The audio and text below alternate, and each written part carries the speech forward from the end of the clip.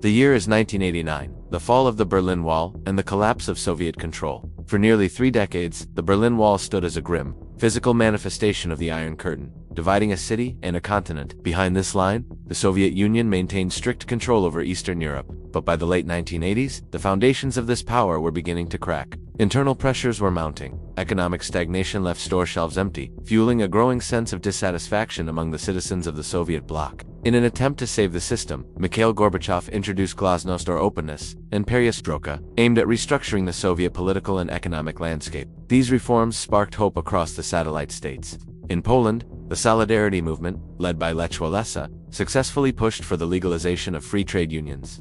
The spirit of defiance spread in Hungary. Soldiers began physically dismantling the barbed wire fences along the border with Austria, creating a gap in the barrier. By autumn 1989, East Germans were taking to the streets in massive numbers. In Leipzig and Berlin, they demanded freedom of movement and democratic reforms. Crucially, the Soviet leadership remained quiet. By refusing to use military force to crush the protests, the Kremlin signaled that the era of dominance was ending. The climax arrived on November 9, 1989, after a confused government announcement. Thousands of East Berliners surged toward the border crossings. As the gates finally opened, the world watched in awe as Berliners from both sides embraced atop the wall near the Brandenburg Gate. With hammers and chisels, citizens began to tear down the symbol of their division. The Mauerspecht, or wall woodpeckers, were dismantling history piece by piece. The collapse of the wall triggered a domino effect across the Eastern Bloc. New governments were formed, and Soviet-style banners were replaced by national flags. The final chapter came in 1991. The Soviet flag was lowered over the Kremlin for the last time, signaling the official dissolution of the USSR for AP world history.